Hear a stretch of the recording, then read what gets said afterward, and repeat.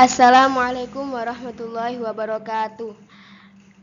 Kami dari kelompok 3 dan ini anggota kelompok kami. Yang pertama, Alfia Nurus Sobah, Arinda Rizky Eka Putri, Erika Nur Anggrila, Hafizatur Rohma, Lulu Musa'ada, Malihatun Nadiro Ali, Nikmatul Hasana, Rosa Ilma Silvia, dan Wulida Nikmatul Zuhro. Kami dari mahasiswa Universitas Nahdlatul Ulama Sidoarjo, Fakultas Keguruan Ilmu Pendidikan dengan program studi Pendidikan Guru Sekolah Dasar, Angkatan 2021 Al-Hidayah. Adapun video ini dibuat untuk memenuhi tugas UAS mata kuliah Pendidikan Inklusi dengan dosen pengampu Ibu Ririn Febrianti.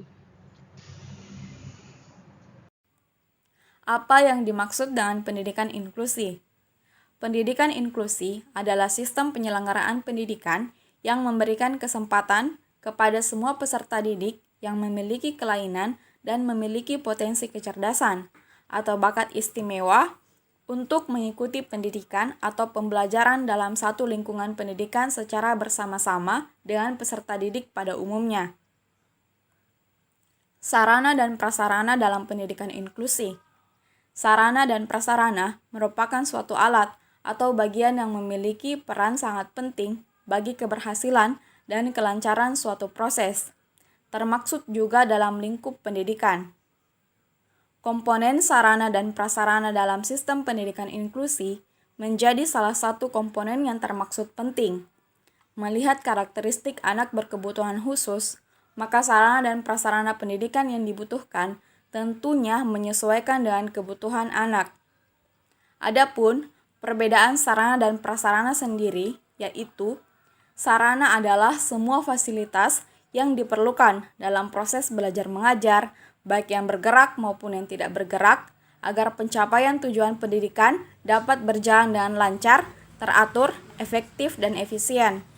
Sedangkan prasarana sendiri adalah fasilitas yang secara tidak langsung menunjang jalannya proses pendidikan, seperti halaman, kebun atau taman sekolah, jalan menuju ke sekolah, tata tertib sekolah, dan sebagainya. Contoh kasus atau isu yang terjadi dalam pendidikan inklusi yaitu tentang kurangnya sarana dan prasarana penunjang sekolah inklusi yang belum memadai. Berdasarkan jurnal penelitian yang saya baca, kendala yang banyak dihadapi oleh beberapa sekolah inklusi yaitu fasilitas penunjang sekolah inklusi atau sarana dan prasarana yang belum memadai. Bisa dilihat bahwa sekolah inklusi yang seharusnya memiliki beberapa fasilitas khusus seperti ruang sumber dan media pembelajaran adaptif, hal ini malah belum terpenuhi. Di ruang sumber, siswa berkebutuhan khusus bisa melakukan kegiatan pembelajaran, tambahan pembelajaran, konsultasi akademik bersama guru pembimbing khususnya. Selain itu, fungsi lain dari ruangan ini adalah sebagai sentra atau pusat layanan pendidikan inklusi di sekolah. Bantuan berupa dana pendidikan untuk pelaksanaan layanan pendidikan inklusi juga belum ada. Hal ini juga ironis, karena sekolah dengan label inklusi belum difasilitasi dengan fasilitas sarana dan prasarana yang menunjang kegiatan belajar mengajar di sekolah inklusi. Adapun pendapat atau tanggapan saya mengenai isu yang terjadi di sekolah inklusi yaitu mereka belum siap untuk menyelenggarakan sekolah inklusi.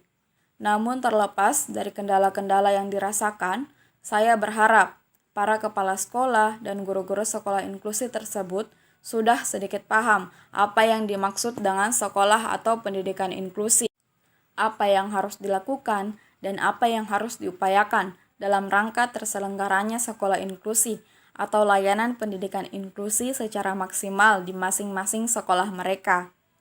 Saya juga berharap agar Dinas Pendidikan dapat memaksimalkan peran dalam pelaksanaan sekolah inklusi dengan melakukan sosialisasi tentang keinklusian kepada warga masyarakat dan segera memberikan fasilitas-fasilitas penunjang sekolah inklusi, mulai perumusan dari sistem penerimaan siswa berkebutuhan khusus untuk sekolah inklusi, tenaga kerja atau sumber daya manusia yang mempunyai keilmuan di bidang keinklusian, kegiatan-kegiatan yang dapat menambah ilmu tentang keinklusian dan bantuan untuk sarana dan prasarana sekolah inklusi.